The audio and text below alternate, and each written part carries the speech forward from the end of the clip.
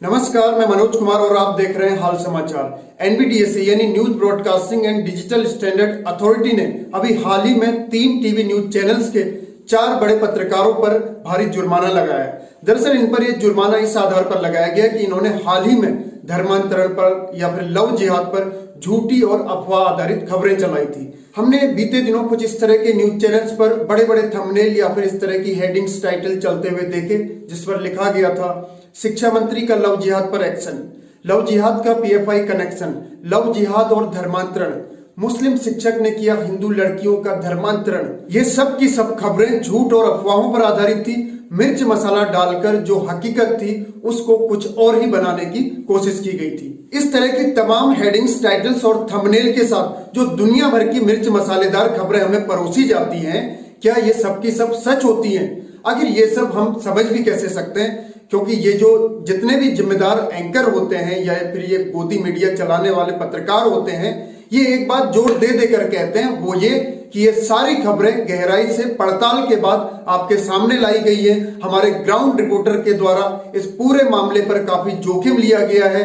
काफी गहराई से पड़ताल की गई है, जबकि हकीकत ये होती है कि ये सारे गोदी एंकर गहराई में उतरने से काफी डरते हैं। इन्हें सच्चाई के गहरे समुद्र में उतरकर डूबने का डर सताता रहता है। ये केवल हवाई खबरें दिखाकर आपको और हम सबको भ्रमित करने की कोशिश करते रहते हैं। दरअसल इनकी उन्मादी दुकानों में, इन न्यूज एंकरों के प्रोग्राम में जो सब कुछ दिखाया जाता है वो एक तरह से इनके दिमाग की गंदी उपज का नतीजा होता है, जिसमें मिर्च मसाला लगाकर ये खबरों को बड़ा चढ़ाकर, तोड़ मरोड़ कर उन्माद फैलाने का काम करते हैं। लोगों के बीच समाज में जहर फैलाने का और नफरत घोलने का काम करते हैं। हवा और पानी के प्रदूषण से भी खतरनाक है ये दिमागी प्रदूषण। एक सोशल एक्टिविस्ट हैं इंद्रजीत घोरपड़े। पिछले 4 सालों से ये मीडिया पर जो इस तरह की झूठी खबरें फैलाते हैं, 50 से भी ज्यादा मामले एनबीटीएसए में दर्ज करवा चुके हैं। दरअसल इंद्रजीत की एक टीम है जिसमें इन्हीं की जैसी आइडियोलॉजी वाले कुछ लड़के लड़कियां मिलजुल कर काम करते हैं।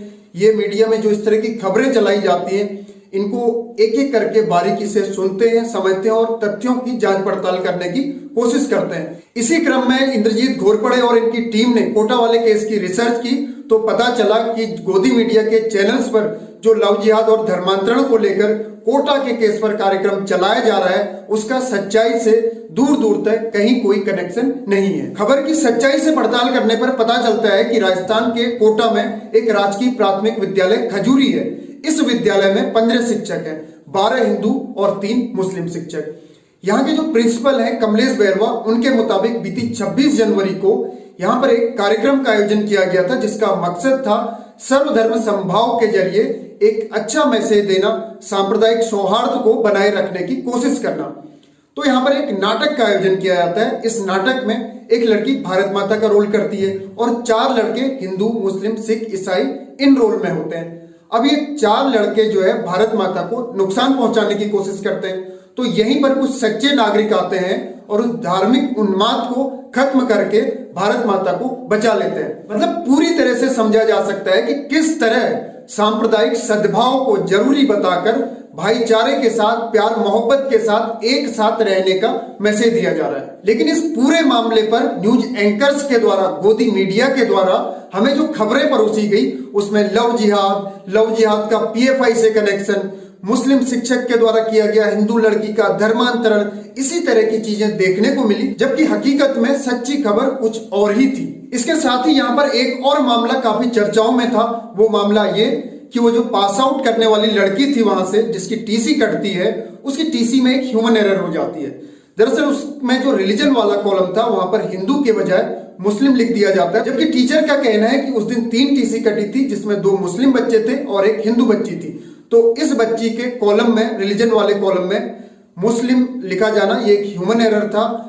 बाद में इसको एफिडेविट लगाकर करेक्ट भी कर दिया गया। इसको बेवजह सांप्रदायिक रंग दिए जाने की कोशिश की जा रही है। लेकिन गोदी मीडिया के एंकरों के हाथ जैसे ये पूरा मामला लगता है, वो इसमें मिर्च मसाला लगाकर इसको लव जिहाद, धर्मांतरण या फिर मुस्लिम शिक्षकों की नाकाम कोशिश, इस तरह के तमाम हेडलाइंस और थंबनेल्स के जरिए इसको कुछ और ही रूप देने की कोशिश करते हैं। एक तरह से लोगों के बीच सांप्रदायिक सौहार्द को खत्म करने की कोशिश करते हैं। बेवजह हिंदू मुस्लिम दंगे करवाने की इनके द्वारा कोशिश की जाती है। इसी बीच राजस्थान में हिंदू संगठन अपना एक मेमोरेंडम लेकर वहां के जो शिक्षा मंत्री हैं उनको देते हैं। शिक्षा मंत्री जब उनको सुनते हैं और उसके बाद जब वो मीडिया चैनल्स पर तमाम इस तरह की फेक खबरें देखते हैं तो उसके बाद वो आओ देखते हैं नेताओं, सीधे उन 3 मुस्लिम शिक्षकों को निलंबित कर दिया जाता है। लगे हाथ इस पूरे मामले पर शिक्षा मंत्री जोर शोर से एक बयान भी दे देते हैं। शिक्षा मंत्री कहते हैं कि इस पूरे मामले पर हमने जो है सख्त एक्शन लिया है। 3 शिक्षकों को निलंबित कर बीकानेर भेज दिया है। स्कूल में जिस तरह से जबरदस्ती लोगों को नमाज पढ़वाई जा रही थी,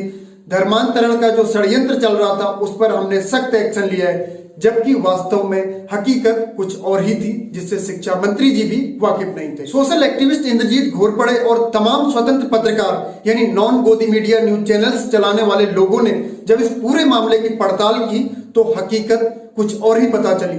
पता चला कि जो गोदी मीडिया के द्वारा खबरें परोस कर चलाई जा रही है, मिर्च मसाला लगाया जा रहा है, नफरती दुकानें सजाई जा रही है, वो कुछ और ही दिखा रहे हैं। जबकि हकीकत में वो जिस जगह की बात कर रहे हैं वहां पर कुछ और ही हुआ है। सोचने वाली बात यह है कि जिस स्कूल की ये सारी खबरें चलाई जा रही हैं, उसी स्कूल के बच्चे, उस स्कूल के बच्चों के हिंदू पेरेंट्स, ये सब इन मुस्लिम टीचरों की बहाली के लिए तहसील में गए और तहसील में जाकर इन्होंने प्रदर्शन किया और प्रशासन से डिमांड करते हैं कि ये उन टीचरों को जल्दी से जल्दी हमारे स्कूल में वापस लाया जाए। कई बार गोदी मीडिया चैनल्स की इस तरह की झूठी और अफवाह आधारित खबरों के चलते कई लोगों के घरों में बुलडोजर भी चला दिए जाते हैं, लेकिन बाद में जब हकीकत पता चलती है तो तब तक उस परिवार का सब कुछ तबाह हो चुका होता है। लेकिन गोदी मीडिया इन सारी चीजों को कभी भी नहीं दिखाते।